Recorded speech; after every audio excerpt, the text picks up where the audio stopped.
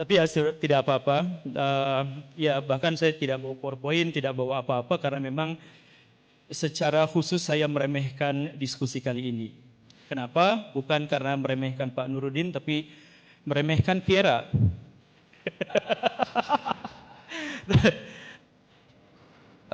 Nanti cari di medsosnya saya atau Pak Gugembul ya. Beliau itu meremehkan tema diskusi ini. Tapi Bapak tahu nggak? Yang nantangin duluan tuh beliau loh. Anda tahu itu kan? Oh semuanya tahu, saksi semuanya. Kok bisa dalam pikiran saya, kok bisa orang nantangin tapi nggak datang dengan argumen dan referensi gitu loh. Ya mohon maaf gitu loh, Anda kan yang menantang saya. Ayo, Pak Raya, saya tantang semuanya. Bagaimana cara mengimbangan Allah? Assalamualaikum warahmatullahi wabarakatuh. Alhamdulillahirobbil alamin. Allahumma sholli ala sayyidina Muhammad wa ala ali sayyidina Muhammad. Halo, Sobat Jalan Hidayah. Selamat datang kembali di channel Jalan Hidayah Islam yang selalu menyajikan informasi terbaru seputar dunia Islami dengan cara yang informatif dan menarik. Dan hari ini kita akan membahas tentang diskusi terbuka antara Ustadz M. Nurudin dan Guru Gembul yang sedang hangat dibicarakan. Bagaimana panasnya perdebatan yang terjadi? Pastikan kamu menyimak sampai akhir, dan jangan lupa untuk like dan subscribe agar tidak ketinggalan update dari kami. Tanpa berlama-lama lagi, yuk kita simak videonya. Ya sangat kecewa pada kesempatan kali ini. Kita berharap ada debat intelektual berbasis pada referensi dan argumentasi, tapi seperti Anda lihat, beliau tidak memaparkan satu referensi pun. Baik dari tradisi kesarjanaan Islam maupun tradisi kesarjanaan Barat. Saya belum memaparkan semuanya hadirin. Jadi saya agak kecewa ketika beliau menyebutkan, itu kan dasarnya teologi. Loh, saya ini baca buku filsafat, sekolah jurusan filsafat 9 tahun. Mohon maaf Pak Guru Gembul, jangan sembarangan mentang-mentang bahasa Arab terus teologi begitu. Enggak. Kitab yang saya kutip itu judulnya saudara-saudara sekalian, Falsafatuna. Filsafat kami, itu buku filsafat. Beliau bicara panjang lebar tentang kita harus memperhatikan yang lebih penting. Tentang bicara ekonomi, politik. Siapa yang mengingkari sih? Kalau pembicaraan kayak gitu penting, siapa yang mengingkari? Likulli maqam maqal. Setiap makom itu ya ada perkataan yang pas. Kita lagi debat masalah ini, yang gak usah bicara panjang lebar kemana-mana gitu loh. Itulah pentingnya belajar ilmu debat saudara-saudara sekalian. Biar Anda tahu bagaimana caranya memposisikan mahal niza, ini namanya mu'allil, ini namanya sa'il, ini klaim, ini bantahan atas klaim. Beliau tidak mengklaim sama sekali apa yang saya paparkan tadi. Hanya bicara panjang lebar ke sana kemari tidak tanpa menyinggung jantung persoalannya. Saya tadi mengatakan ini kita lagi bahas akidah Islam itu bisa enggak dibuktikan secara ilmiah. Dari tadi saya ngomong itu Pak. Jangan dipotong, jangan dipotong. Jangan dipotong. Kita bukan netizen, mohon maaf. Kita lagi belajar di akademisi gitu loh. Tolong kita jaga adab intelektual ya. Nanti ada Bapak sendiri ada bagiannya.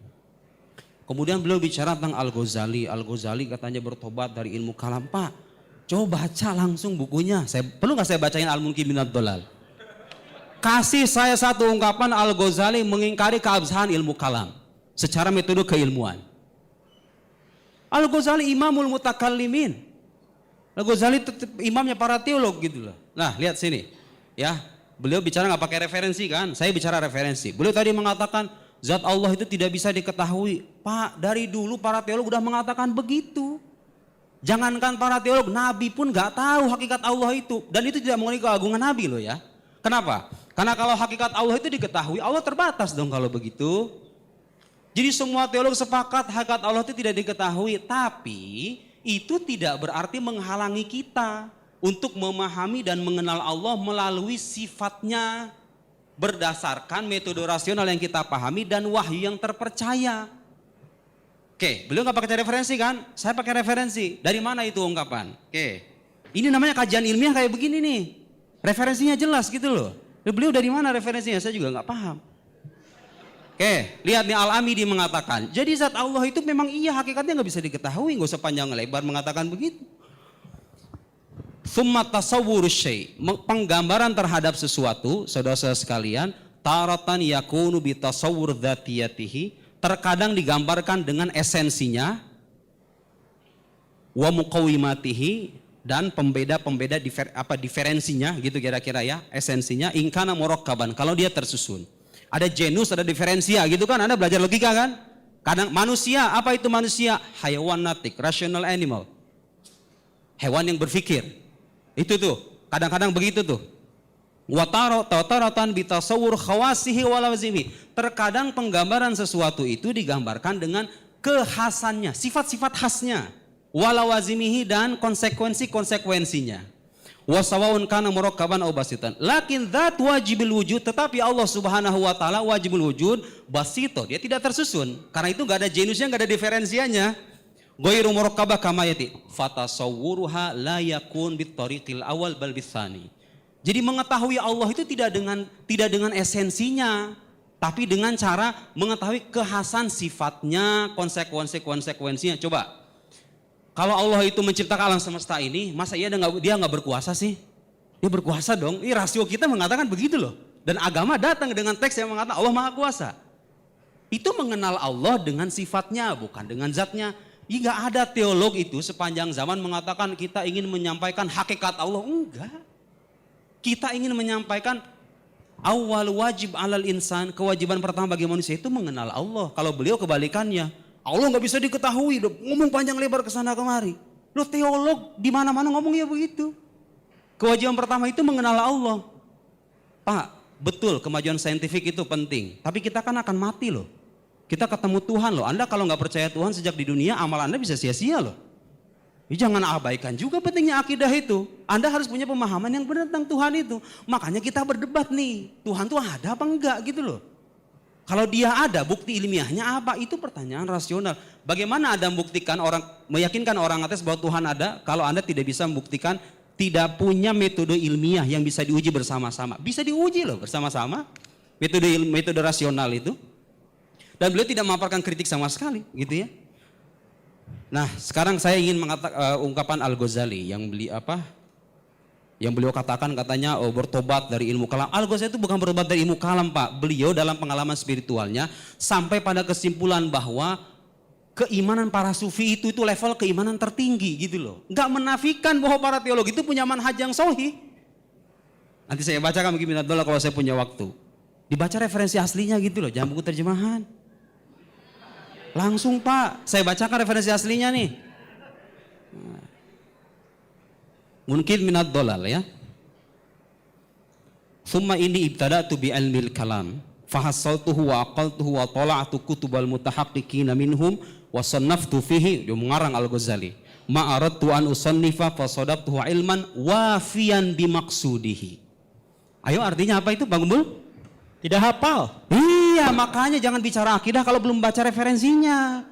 Gitu dong, ilmiahnya begitu dong. Di mana-mana kajian ilmiah itu harus baca dulu baru menghukumi. Bukan ngomong dulu data belakangan, kebalik. Kita baca dulu referensinya gitu loh. Jadi beliau mengatakan ilmu kalam itu bisa memenuhi tujuannya, yaitu apa? Hifdz aqidati ahli sunnah, menjaga akidah ahli sunnah. Dan memang itu tujuan kita kok. Kita tidak sedang mengajak Anda untuk memahami hakikat Tuhan. Kita mengajak Anda untuk mengenal Tuhan berdasarkan ala hasab qadr taqwa basyari, ala hasab taqwa basyariah, berdasarkan kemampuan manusia dan referensi-referensi yang bertanggung jawab kesahihannya. Beliau tadi juga, saya menyayangkan ini, coba yang teliti gitu, ketika presentator menyampaikan contoh itu diteliti contohnya seperti apa. Saya itu memberikan contoh Pak Gumbul tadi punya istri 4 itu. Jadi gini loh, dalam akidah itu ada sesuatu yang tidak ada secara indrawi, ada sesuatu yang mustahil ada secara akal gitu loh. Saya mengatakan, andaikan nih Pak Guru Gumbul punya istri 1, sekarang andaikan. Terus saya mengatakan, Guru Gumbul memiliki istri 4. Kan sekarang istrinya 1. Itu nggak ada kan, fakta itu nggak ada kan di alam indrawi, tapi itu mungkin secara akal gitu loh. Itu beda tuh ungkapan itu dengan ungkapan Guru Gumbul hidup sekaligus tidak hidup. Yang satu saya katakan ini tidak ada secara indrawi tapi mungkin secara akli, secara akal. Yang satu lagi yang mengatakan Guru Gumbul hidup tidak hidup itu mustahil secara rasional.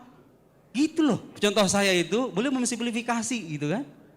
Nah maksud saya mencontohkan itu apa? Metode indrawi itu tidak akan bisa memastikan kemustahilan dua proposisi itu. tidak akan bisa membedakan dua macam proposisi semacam itu. Yang mungkin secara akal tapi tidak ada secara indrawi dengan mustahil secara akal, tidak akan pernah ada gitu loh. Gitu ya. Jadi pertanyaan saya dan mohon dijawab sama Pak Gembul. Intinya itu, Anda mengakui enggak pengetahuan rasional sebagai pengetahuan ilmiah? Kalau Anda mengakui, dan pastinya mengakui karena ketika dia mengatakan pengetahuan rasional misalnya tidak ilmiah. Anda harus menggunakan rasio loh untuk membuktikan itu.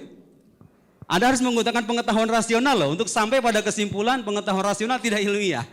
Mau tidak mau kan?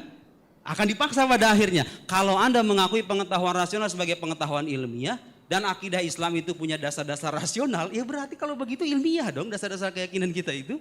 Gitu ya. Jadi mohon maaf kita jangan digeret ke pembahasan-pembahasan yang sifatnya sampingan dan tidak terkait dengan tema utama. Saya kutip lagi buku filsafat ya. 1 menit. Baik, 1 menit. Nih, saya harus membaca buku teologi lagi. Saya kutip Sarjana Barat. Beliau kan tadi bicara panjang lebar kemana-mana bahwa ngapain kita bicara Tuhan? Tuhan tuh haram didekati loh. Teologi itu selama berabad-abad bikin karangan kita beribuan jilid itu ngapain itu? Mereka tahu Allah laisa kamitslihi syai', Allah tidak ada yang setara dengannya. Tapi itu tidak menghalangi kita untuk memahami dan mengetahui mengenal Allah berdasarkan petunjuk hukum-hukum rasional bersifat pasti dan wahyu yang terpercaya. Terpercaya loh ya, bukan hanya diklaim sebagai wahyu. Lihat, John Lennox punya buku namanya God's Undertaker. Saya bacakan teksnya. Ini kritik atas orang-orang ateis yang mengatakan kalau kita percaya Tuhan itu seolah kita menafikan pentingnya sains. The notion that belief in creator God who create and who upholds the universe would bring science to an end is frankly fallacious. Jadi meyakini Tuhan ada dan itu bisa menghentikan sains, itu falasi itu. Itu logika cacat itu. Emang tahu nggak kenapa katanya? Believing that the engine of the car had been designed by Mr. Ford would not stop anybody from investigating scientifically how the engine worked. Jadi meyakini bahwa sebuah mobil itu, mesin mobil itu didesain oleh seseorang namanya Ford. Anda percaya nih bahwa desainer mobil ini namanya Ford.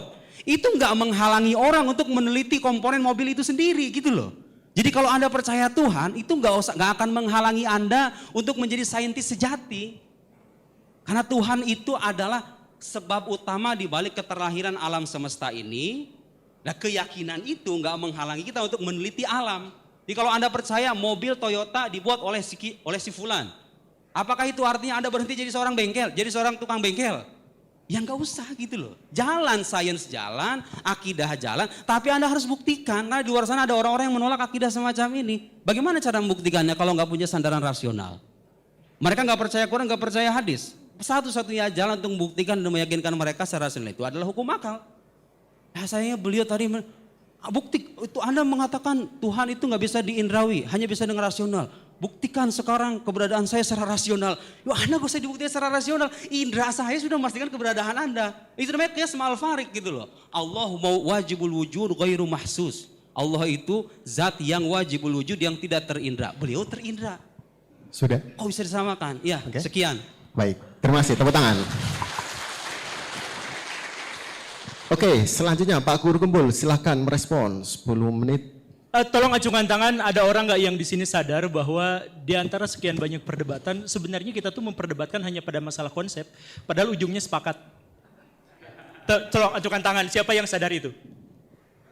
Sadar bahwa sebenarnya pada dasar-dasarnya kita tuh sepakat, yang membedakannya itu adalah kita membawakan dengan gaya yang berbeda, beliau dengan referensi yang sangat banyak, saya mah siapa tuh cuman YouTuber. Tapi sebenarnya misalkan seperti ini ya, beliau berulang-ulang mengatakan sesuatu yang tidak pernah saya katakan. Beliau mengatakan berulang-ulang bahwa saya memahami ilmiah itu hanya secara empirisme saja, tidak secara rasional. Ya tidak, saya memahami yang dimaksud dengan ilmiah itu adalah diawali dengan konfirmasi atas indrawi terhadap sebuah pengetahuan, nah kemudian nanti diuji secara empiris dan seterusnya dan seterusnya. Tapi bahkan itu pun tidak mungkin bisa menjangkau kebenaran yang hakiki. Pada bagian itu sepakat ya? Sepakat? Bahwa ilmiah itu tidak mungkin bisa menjangkau sesuatu yang hakiki, disepakati ya? Oke, disepakati. Nah, karena Allah itu adalah sesuatu yang hakiki, maka bahkan dengan pengujian empirisme dan pengujian rasional sehingga kita sebut sebagai sesuatu yang ilmiah, itu tidak mungkin bisa menjangkau Allah Subhanahu wa taala. Sepakat gak? Bahwa ilmu manusia dan jangkauan manusia, metodologi ilmu manusia itu tidak mungkin bisa menjangkau zat Allah Subhanahu wa taala. Sepakat ya? Oh tidak, gimana? Apa? Zat Allah bisa dijangkau secara rasional. Iya sifatnya. Iya maksudnya saya tuh terbilang berkata-kata, mengatakan berulang-ulang. Saya tidak tahu kenapa ada polemik seperti ini. Karena saya bilang, saya bahkan memisahkan antara zat Allah dengan sifat Allah. Saya bilang gitu berulang-ulang kan. Ya makanya sok, ada nggak yang bertentangan dengan klaim saya bahwa satu yang dimaksud dengan ilmiah itu adalah awal mulanya dibuktikan secara indrawi, kemudian disetujui dengan empirisme. Tapi bahkan setelah itu pun maka Allah tidak akan terjangkau, zat Allah ya, zat Allah tidak akan terjangkau oleh pengetahuan dan metodologi manusia. Setuju nggak itu? Setuju ya? Setuju kan? Oke, 2 poin. Kemudian yang ketiganya itu adalah bahwa Allah itu menghendaki agar kita hanya fokus kajian-kajian itu pada sesuatu yang berhubungan dengan sifat-sifat Allah, ciptaan-ciptaan Allah, tanda-tanda Allah, tanpa mengusik zat Allah Subhanahu wa taala. Bahwa kita fokusnya pada ilmu pengetahuan yang harus dikembangkan. Tetapi tentang zat Allah Subhanahu wa taala, kita percaya apa adanya, sami'na wa ata'na. Setuju nggak itu? Apa? Jumping conclusion. Oke, apa?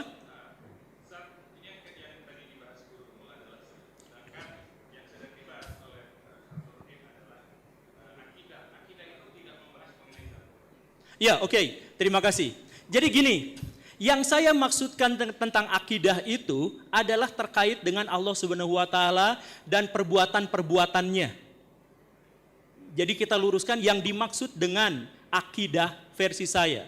Itu adalah tentang Allah, tentang zat Allah dan tentang perbuatan-perbuatannya. Versi saya.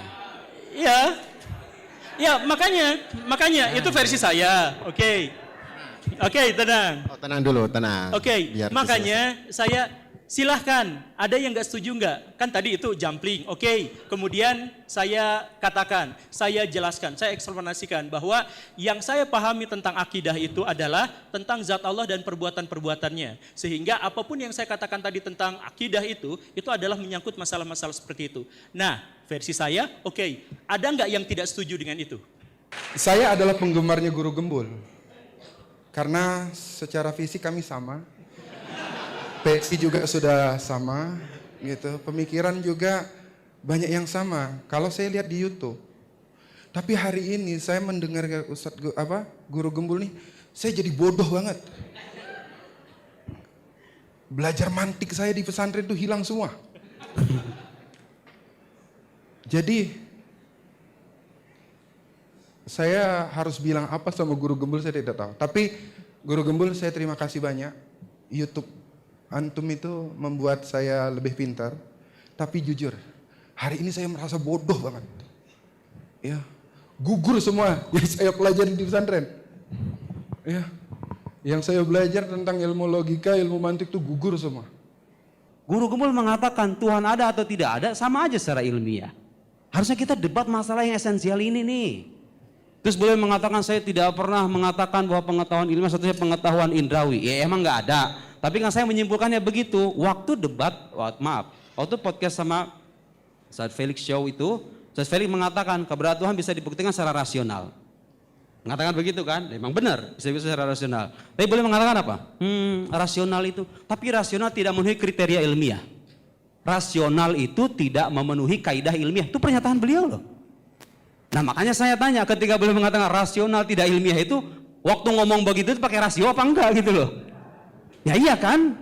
Pada akhirnya, Pak jangan dipotong Pak. Saya tidak motong pembicaraan Anda loh. Saya tidak motong bicaraan Anda loh. Dia bicara panjang lebar saya nggak potong sama sekali loh. Maaf ya kita bukan netizen. Itu Pak, itu ayat itu saling menguatkan. Kemudian Mana tadi? Oke. Bu Guru mengatakan bahwa pengetahuan itu berawal dari pengetahuan indrawi. Bapak mempelajari nggak argumen kosmologis itu? Tahu nggak argumen kosmologis itu awalnya di pengetahuan indrawi loh. Bahwa alam itu ada dari ketiadaan. Itu sains membuktikan itu. Tahu nggak? Kalau kita baca buku teologi, tahu nggak apa buktinya alam itu ada dari ketiadaan? Karena tidak lepas dari gerak dan diam. Gerak itu bisa kelihatan loh, Pak. Diam juga sama. Karena dia itu gerak dan diam, tidak lepas dari gerak dan gerak dan diam itu senantiasa mengalami ada dan ketiadaan, makanya disimpulkan alam itu ada dari ketiadaan. Itu pengetahuan indrawi, tapi nggak cukup dengan itu doang. Di sains itu sebetulnya bisa dijadikan salah satu premis. Ya, saya nggak mengatakan sains membuktikan keberadaan Tuhan, tapi kesimpulan saintifik bisa dijadikan salah satu premis untuk membuktikan keberadaan Tuhan. Tapi lanjutannya, setelah kita membuktikan alam ada ketiadaan, so what? Filsafat bicara di situ, hukum kausalitas. Setiap sesuatu yang ada dari ketiadaan ada yang mengadakan. Gak ada yang bisa mengingkari itu. Makanya Ar-Razi mengatakan, lihat nih, saya baca referensi ini. Ar-Razi dalam Al-Muhassal mengatakan, kaunu syai' mu'athiran fi ghairihi mutasawwarun tasawwuran badihiyan. Kenyataan sesuatu memberikan dampak bagi sesuatu yang lain, itu sebuah aksioma gitu. Enggak usah dipertanyain lagi, setiap sesuatu yang ada di ketiadaan, ya pasti ada yang mengadakan, ada sebab yang memberikan efek sama dia. Nah, karena itu kita simpulkan alam itu ada yang mengadakan. Itu logika itu nggak akan pernah sama dengan logika yang mengatakan Tuhan tidak ada. Terus gimana alam bisa ada gitu loh, masa mengadakan dirinya sendiri. Sementara beliau mengatakan Tuhan ada dan tidak itu sama aja secara ilmiah. Oh enggak, itu beda jelas. Sebutin sama saya, buku ateis yang buktikan Tuhan tidak ada. Saya bisa baktikan sekarang ke bapak-bapak ibu sekalian, buku-buku yang membahas tentang bukti keberadaan Tuhan. Tadi saya tampilkan tuh, disertasi, Al-Adil Al-Aqliyah, Bainal Falasi, Bainal Mutakalimin wa Falasi. Karena Syekh Said Fauda, teolog asal Yordania, 500 halaman. Ya, Sami Amiri dari orang Salafi, ya, tapi seorang intelek. 700 halaman bicara tentang, tahu nggak judul bukunya apa? Barohin wujudillah, bukti-bukti keberadaan Allah. Bukan zat Allah, wujud Allah. Ada bukti-buktinya berdasarkan pengamatan rasional. Di baliknya memang ada pengetahuan empirik, tapi kita nggak bisa mengandalkan pengetahuan empirik semata. Banyak sekali karya-karya intelektual yang bahas tentang kebuktian. Coba saya, apa Anda membaca Richard Dawkins, The God Delusion itu? Tuh, tadi udah saya tampilin, buku yang mengkritik itu habis. Seorang dokter juga, seorang filsuf juga, Ayman Al-Bisri, ya, dan kitab-kitab yang lain. Baik. Baik, terima kasih. Kenapa pada akhirnya saya dikatakan bahwa selalu mengatakan bahwa rasional itu tidak ilmiah? Saya tidak mengatakan seperti itu. Saya bilang rasional itu belum ilmiah. Karena untuk menjadi ilmiah, maka dia harus menggunakan studi empirisme dan rasionalisme secara bersamaan, baru itu nanti disebutnya sebagai ilmiah.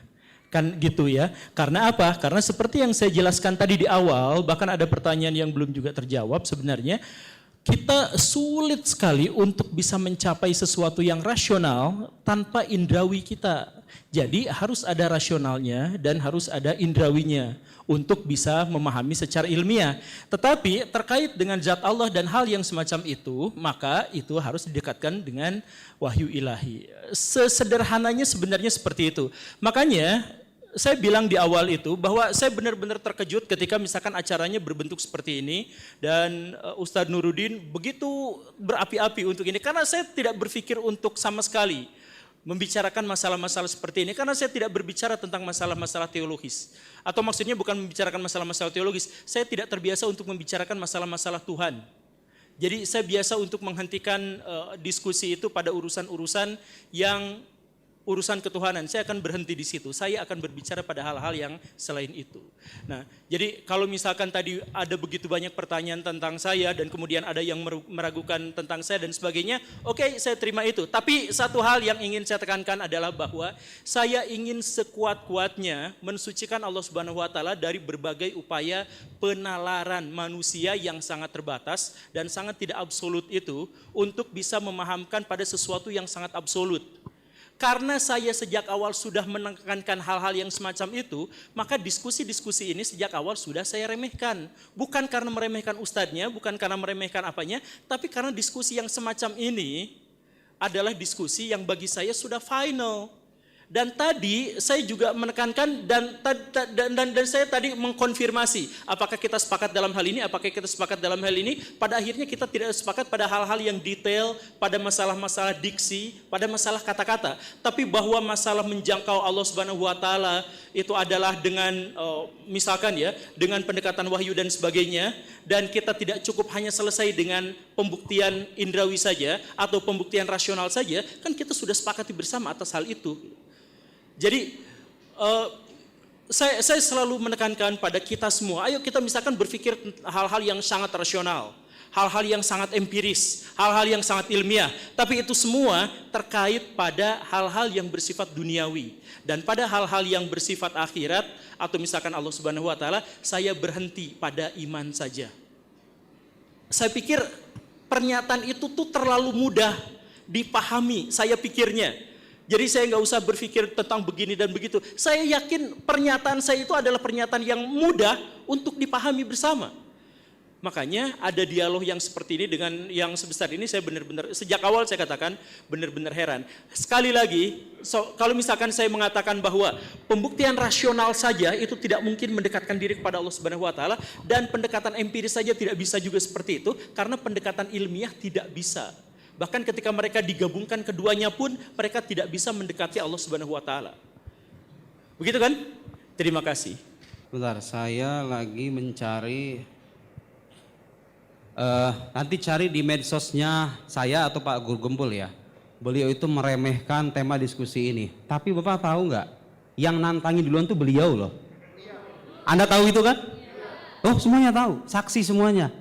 Kok bisa dalam pikiran saya, kok bisa orang nantangin tapi nggak datang dengan argumen dan referensi gitu loh. Ya mohon maaf gitu loh, Anda kan yang menantang saya. Ayo, baraya, saya tantang semuanya. Bagaimana cara mengilmiahkan Allah? Setahu saya ulama Sunni dan Syiah, saya paparkan tuh Sunni Syiah semuanya mengatakan Tuhan itu bisa dibuktikan secara rasional, itu buktinya ilmiah. Saya jelaskan ilmu itu apa, ilmiah itu apa, landasannya apa, referensinya apa, yang timur, yang barat, yang Sunni, yang Syiah. Kok bisa beliau orang nantangin saya, nantangin baraya semuanya itu? Tapi beliau ketika datang dengan cara meremehkan semacam itu. Pertanyaan saya, apakah itu sikap seorang ilmiah, seorang ilmuwan? Apakah itu seorang akademisi? Apakah itu layak kita respon sebetulnya? Tidak layak, tapi mohon maaf karena beliau punya banyak pengikut ya, saya harus merespon. Ini akan disaksikan oleh para pengikutnya.